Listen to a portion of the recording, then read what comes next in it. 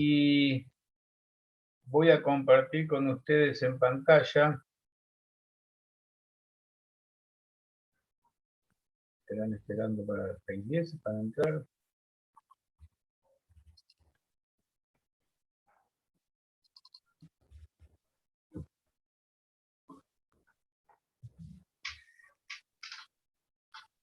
Esto ya habíamos visto algo.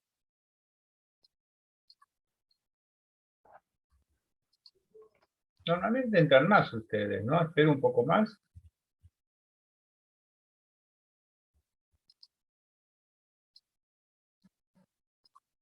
Bien.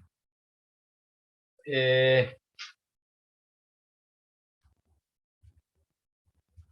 dudando.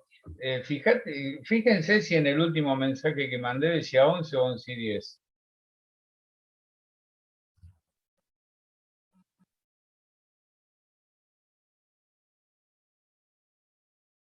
¿Están ahí, chicos? Sí, profe, dice las 11. A las 11. ¿En el último también? Bien, Sí, bueno. profe. Bueno, no me quieren más. En la última clase habíamos visto que había una pérdida de baja velocidad.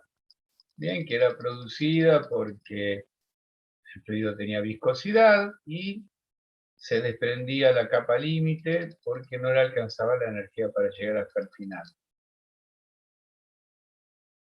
Esa pérdida de velocidad era fácil de compensar porque bajaban las narices, se aceleraba el avión y aumentaba la velocidad. ¿De dónde surgía esto? La sustentación para que el avión vuele tiene que ser igual al peso. Por lo tanto, si reemplazo en lugar de sustentación, pongo peso en la fórmula de sustentación, y el CL, tomo el CL máximo, el que corresponde a donde empieza a perder la sustentación, lo que voy a tener es, si despejo la velocidad, voy a tener, esta era la que usaba, bien, el CL máximo, que era donde empezaba la curva. Si despejo la velocidad, voy a tener la velocidad de entrada en pérdida. Bien, 2 veces el peso, divido la densidad por la superficie por el CL máximo. ¿Habíamos llegado hasta acá?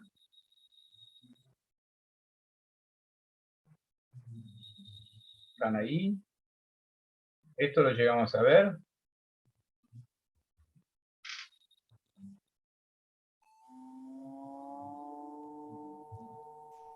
¿Están ahí, chicos?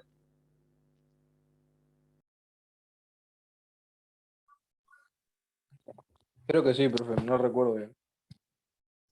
Sí, habíamos quedado ahí la última clase. Bien. Hay 2 velocidades que se pueden calcular. La velocidad verdadera o la velocidad equivalente.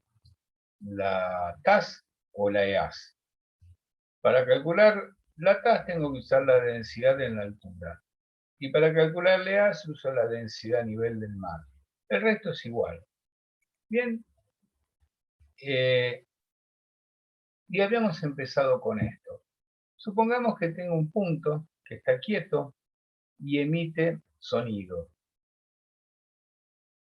Ustedes saben que el sonido son variaciones de presión en el medio ambiente, o en el medio en donde se ubica el emisor. El emisor es algo que está vibrando. Y esas ondas, porque el sonido se propaga en la forma de ondas, es como tirar una piedra en el agua. Vos tirás la piedra y se forman unas ondas que se van desplazando hacia afuera, que van perdiendo altura, intensidad a medida que se desplazan, pero todas van a la misma velocidad en todos los sentidos posibles. Bien, el sonido es así. Si el punto está quieto, todas van para afuera. Pero supongamos que ahora el punto se está moviendo. Bien, está sufriendo un movimiento, por ejemplo, hacia aquel lado. Las ondas que van en el sentido contrario van a ir a una velocidad respecto al punto igual. a la velocidad que se propaga el sonido, más la velocidad que se está propagando el punto, o que se está desplazando el punto, por movimiento relativo, o sea, se van a alejar más rápido. Y las ondas que van en el mismo sentido del desplazamiento del punto, van a moverse más despacio, a una velocidad que será la de propagación del sonido, menos la velocidad a la que va el punto este. Cuando el punto va a mayor velocidad, llega un momento que todas las ondas las emite, pero como va a la misma velocidad, si llega a ir a la misma velocidad que la propagación del sonido, emite las ondas, pero el punto se le acerca, con lo cual se empiezan a amontonar todas adelante. Y como cada onda o cada vibración que emitió es una variación de presión, lo que se acumula son variaciones de presión. A esas variaciones de presión se las llama ondas de choque. ¿Bien? Y si acá estuviera el suelo, todas estas ondas de choque, todas estas vibraciones acumuladas llegan como un estampido que se conoce como estampido sónico, que es lo que pasa cuando un avión cruza la barrera del sonido, por eso no pueden cruzar la barrera del sonido en lugares poblados, porque se impiden explosiones que rompen vidrio, pueden hacer algunos desastres. Bien, los aviones supersónicos cruzan la barrera del sonido lejos de los poblados, lejos de las zonas habitadas. Cuando voy cerca de la velocidad del sonido, se llama, o lejos de la velocidad del sonido, se llama subsónico. Cuando voy cerca, se llama régimen transónico. Y cuando voy mucho más rápido, que sería este caso, emito las ondas del sonido, pero van para atrás. El móvil o el punto va más rápido. Esto sería en vuelo supersónico. ¿Bien? Más rápido que la velocidad del sonido. Y todo el sonido queda hacia atrás. Las ondas de choque serían estas. Y esto, abajo, produciría el estampido sónico. En un avión, quieto, a velocidad del sonido y a velocidad supersónica, mayor que la del sonido. ¿A qué viene todo esto? ¿Qué importa? ¿Por qué me puse a hablar de esto? Supongamos que el avión va volando a una velocidad transónica. ¿Bien? Entre 0,8 y 1,2 de Mach. Vamos a poner que va a 0,8 de Mach, 0,9. En el ala, acá lo tomé 0,76, me había olvidado. En el ala, arriba se acelera el flujo de aire. Por lo tanto, como se acelera, es probable que se llegue a la velocidad del sonido en la parte superior, en el extra 2. A veces hasta en el intra 2 se llega a la velocidad del sonido. Si se llega a la velocidad del sonido, acá se forma una onda de choque. ¿Bien? Cuando se empieza a formar la onda de choque, esta velocidad se llama Mach crítico. ¿Bien? Mach crítico es aquel en que se empieza a formar en el extra 2 ondas de choque. El problema es que estas ondas de choque, el aire, cuando tiene que atravesarla, pierde mucha energía. Y si pierde energía, quizás no le dé para llegar hasta acá, hasta el borde de ataque, por lo cual se desprende la capa límite y deja de sustentar. Se produce, esto es cuando va avanzando en el número de Mach, se produce lo que se conoce como pérdida por sobrevelocidad. Bien, la pérdida sobre velocidad es mucho más complicada que la de baja velocidad porque hace falta disminuir la velocidad. Y no siempre es fácil. Para eso hay que utilizar spoilers o slats, alguna cosa que frene el avión y es complicado, porque a esas velocidades es difícil, es fácil que se salgan. Hay aviones que tienen spoilers de vuelo y spoilers de tierra, que por ahí se pueden usar, pero es bastante complicado cuando entras en pérdida por sobrevelocidad, porque si lo picas el avión va a entrar en más velocidad todavía, más pérdida. ¿Cómo se soluciona esto? se demuestra que esto tiene que ver con la componente de velocidad que actúa según el perfil aerodinámico. Si en lugar de usar un ala común, uso un ala en flecha, o sea, que el borde de ataque en realidad es la línea del 25%, que el borde de ataque forma un ángulo con el eje transversal del avión, o sea, con flecha, lo que se demuestra es que el valor que influye en la entrada en pérdida por sobrevelocidad es la componente de la velocidad perpendicular a la línea del 25% o paralela a la cuerda del perfil. Bien, significaría que si esta es la velocidad del avión, como la componente según el perfil va a ser menor, puede ser esta mayor a la velocidad que entraría a la crítica, al Mach crítico.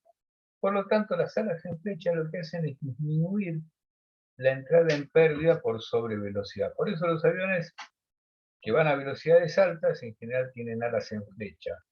Y en el extremo estaría el ala delta, que además es un perfil fino por el tema de la resistencia al avance. ¿Me siguieron? Sí, sí.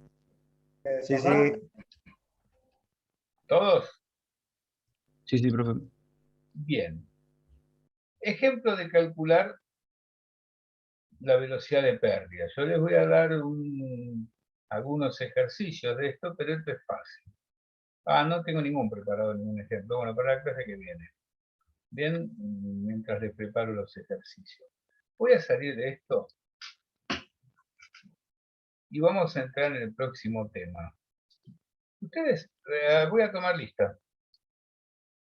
Para que voy a pausar la grabación. Voy a dar la grabación. Y encima hoy tenemos 2 horas. Voy a poner en pantalla nada porque tengo que abrir el archivo primero. Oh, ¿no quieren un perro?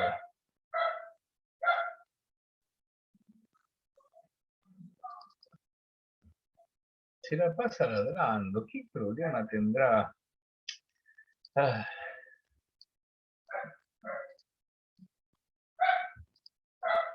Bien. Acaba de entrar Busak. ¿Busak es uno de los que se levanta tarde? Debe ser. A ver. Si no fuera que tiene un nombre parecido a un coñac.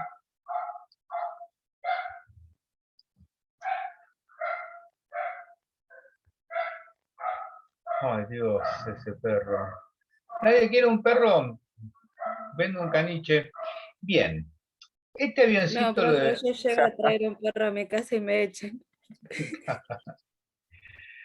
Esto lo deben haber visto. Sustentación igual un medio de densidad por velocidad al cuadrado por superficie alar. Resistencia un medio. Esto es deducciones de fórmulas que yo no sé por qué las copié porque no se las voy a dar a ustedes. Porque solo es complicarles la vida. Lo que sí les voy a decir que en el caso de vuelo recto y nivelado la sustentación tiene que ser igual al peso. ¿Bien? Y que para calcular la sustentación puedo usar o bien la TAS y la densidad en altura, o bien la EAS y la densidad a nivel del mar. Esto lo habíamos visto cuando habíamos visto relación entre EAS y TAS. Es lo mismo, ¿bien? Y que la resistencia al avance tiene que ser igual a la tracción de la hélice o al empuje de los motores. Y esto Profe, ¿está ya compartiendo pantalla? debería. Yo Pero veo todo también, negro. Sí, Por ahí sí, está no sé. compartiendo. ¿otra vez? Yo veo todo negro. ¿Salgo y vuelvo a entrar? Sí, sí, por favor. Ok. Saben que me lo está haciendo varias veces eso de que pone toda la pantalla negro alguno. Bien, y este dibujito lo debo haber pasado 10 veces. Sustentación igual peso, bien. Resistencia al avance igual a tracción. Ahora bien, si yo opero con las fórmulas, ¿no? Ahí está, profe. Ahí se- Bien.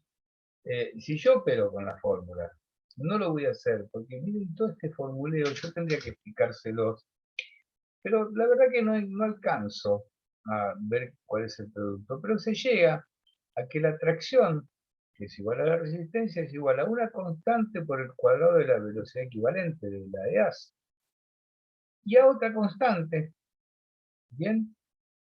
Que puedo sacar todos los factores que son constantes acá, por el peso al cuadrado dividido la EAS al cuadrado. O sea, esta fórmula. Tracción necesaria igual a una constante por velocidad al cuadrado más una constante por peso al cuadrado dividido velocidad al cuadrado. ¿Qué me dice esto? Que hay una que no tiene que ver con el peso. ¿Bien? Que es la resistencia parásita. Y hay otra que sí tiene que ver con el peso y tiene que ver con la velocidad, que es la resistencia inducida. Y además que me dice constante por velocidad al cuadrado, que si lo grafico en función de la velocidad, es una parábola, ¿bien? O sea que depende en forma cuadrática de la velocidad, como una parábola. Y esta, para cada peso, me va a dar una hipérbola, ¿bien? Si divido por la velocidad equivalente, si grafico en función de la velocidad equivalente, me va a dar una hipérbola. No sé si me siguieron, si lo hice muy complejo o si lo podría simplificar. Imagínense estos dos como funciones, donde b lo transforman en x. A x cuadrado ya lo vieron un montón de veces, una parábola que pasa por el eje. Y si esto lo ponemos como x cuadrado, b w cuadrado sobre x cuadrado va a dar una hipérbola equilátera. Esta es la resistencia inducida y esta es la parásita. Si grafico en función de la velocidad, nos va a dar una curva así. Resistencia parásita se va incrementando con la velocidad según una parábola. Y resistencia inducida se va reduciendo con la velocidad según una hiperbola. Lo cual es lógico. La resistencia inducida tenía que ver con la sustentación, o sea, era la componente horizontal de la fuerza aerodinámica.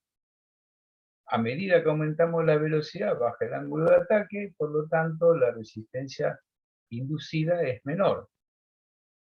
Y esta también es razonable. Cuanto más rápido vamos, los elementos que ofrecen resistencia por fricción o porque están enfrentados al aire, cada vez tienen más resistencia.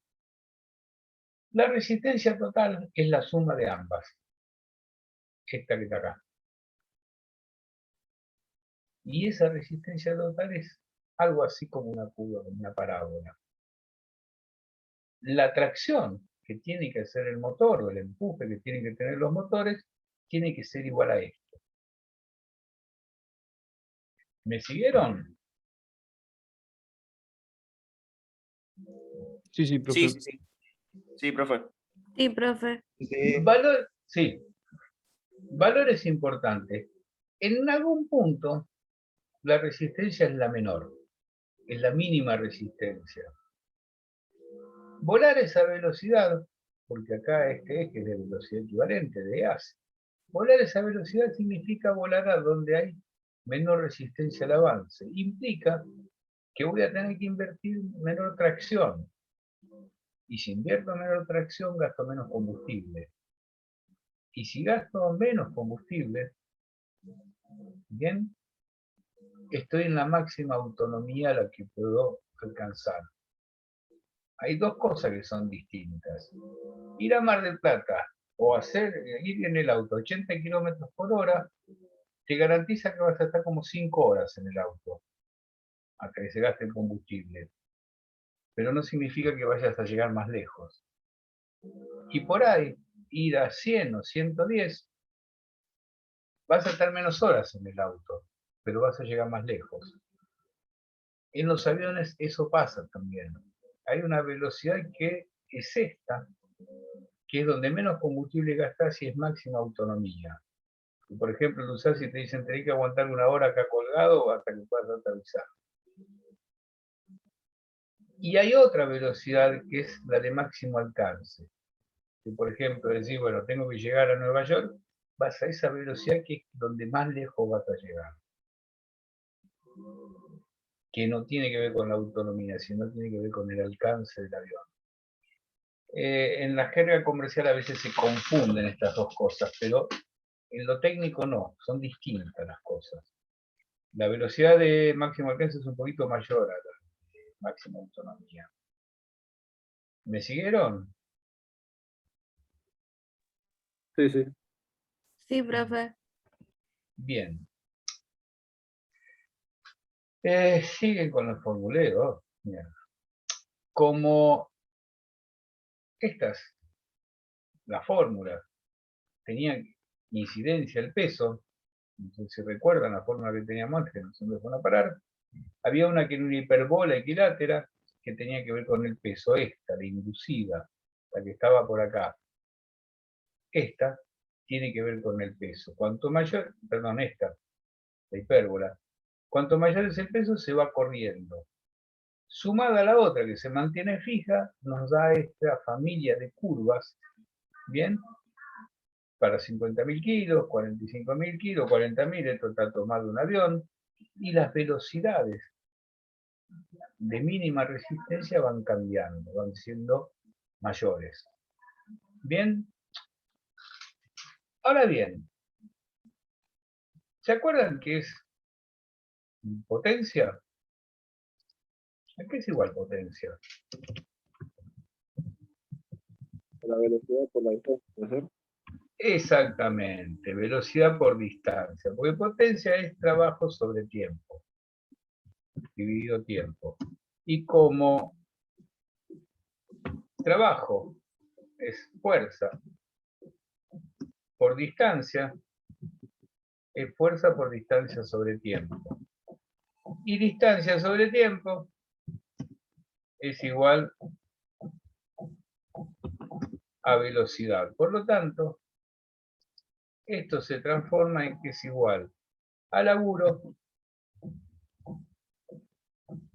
que me volvió lo mismo, que es igual a fuerza, que podrá ser la tracción de la hélice o el motor, por velocidad. Voy a poner W, otra vez el peso. Bien, velocidad. Así no tengo que andar buscando la cosa. Entonces, en las fórmulas aquellas, mira, lo tenía escrito acá. En las fórmulas aquellas, potencia necesaria, porque estamos hablando de lo que necesita el avión por ahora, va a ser igual a la resistencia por la velocidad. Si a estas fórmulas multiplico por velocidad, obviamente el equivalente, no, porque acá, perdón, la tasa, porque estamos hablando de la altura que está volando, la velocidad verdadera que va el avión, y como velocidad verdadera es igual a equivalente sobre la raíz de sigma, lo habíamos visto cuando vimos relación entre velocidades, me queda esta fórmula.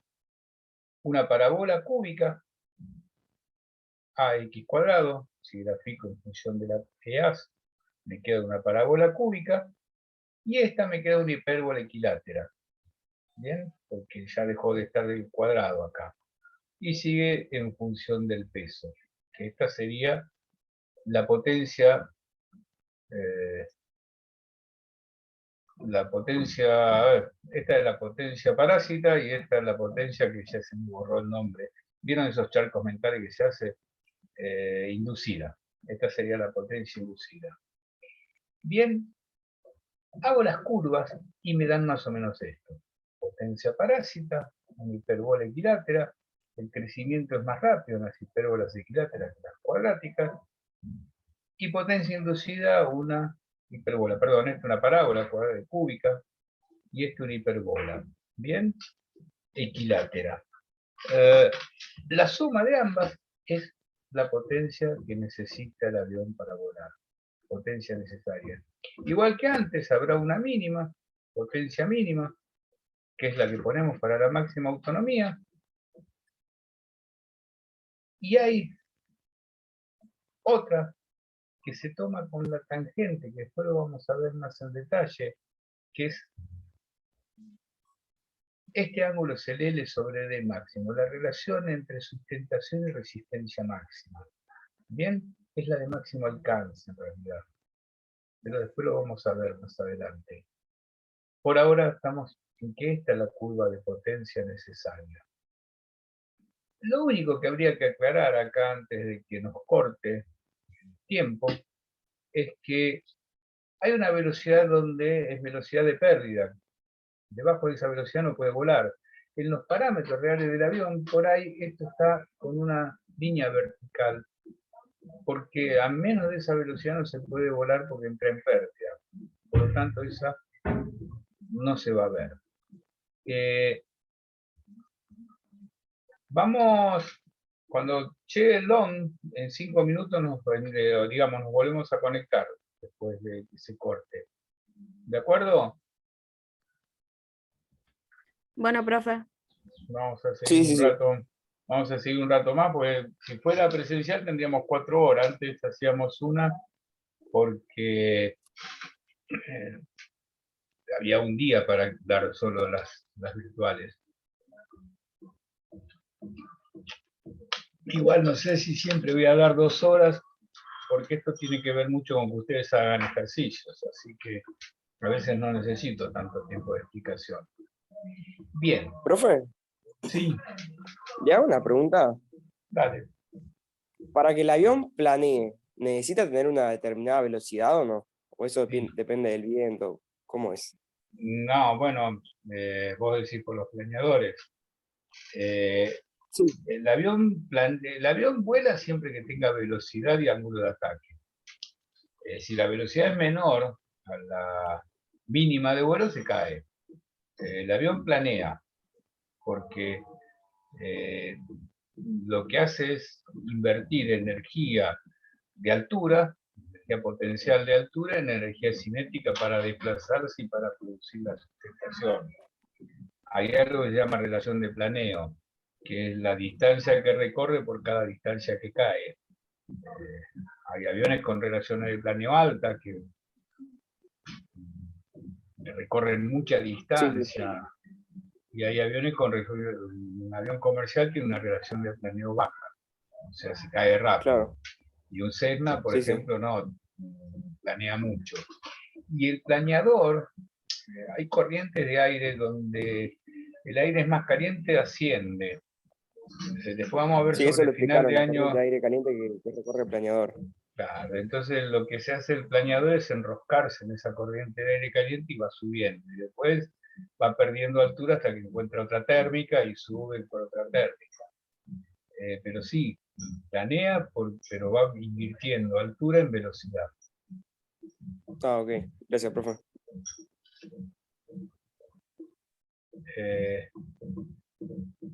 Bien. Esto lo tenía para explicar. Bueno, la tangente de alta. Después lo vamos a explicar. Yo quería seguir. Además, hay otras curvas que tienen que ver con lo que entrega el motor. El motor entrega una cantidad de BHP, Brake Horsepower, es potencia al freno. En los motores de pistón la potencia se mide con el freno de Prony o algún elemento similar, que es frenar el eje del motor y en función de eso establecer la potencia que tiene. Hay unas constantes del aparato y se usan turbinas metidas en agua. Hay una constante del aparato que te dice qué potencia tiene. Y de ahí sale lo que te dicen normalmente los prospectos del motor, tiene 200 HP, 150, lo que fuera. Pero lo que entrega como disponible, o sea, lo que va a entregar tiene que ver con la eficiencia que tenga la hélice. La hélice va a arrastrar una cantidad de aire y va a producir una X tracción, pero no va a obtener el 100% de lo que tenía el motor. Bien, entonces la potencia disponible, lo que dispone el piloto para usar, es la potencia que tiene el motor, la potencia del freno por el rendimiento de la hélice. Entre 0,8 y 0,9, esto no creo que lleguemos este año a ver hélices, pero se calcula con unas tablas. Algo de hélice vamos a ver, espero. Bien, y si no lo verán el año que viene. Bien, esa curva de potencia disponible es parecida a esta. Bien, a nivel del mar, como la densidad del aire es mayor que en altura. Bien, y tiene que ver con la velocidad. La grafico igual que antes, potencia disponible en función de la velocidad. Si aumentás la potencia del motor, crucero y bueno, no, esto es otra cosa. Se aumentaba para arriba la curva también, aumentar la potencia del motor. Potencia que entrega el motor, potencia por la hélice. Vamos a usar esta, ¿bien? La que está dada por la hélice. Y cuando cruzamos las dos curvas nos queda esto. Potencia necesaria y potencia disponible. Y cuando volvamos, vamos a explicar qué son estos dos puntos. Los dos puntos donde se cruza la potencia necesaria con la potencia disponible. ¿Estoy grabando? Dejo la pantalla completa. Bien.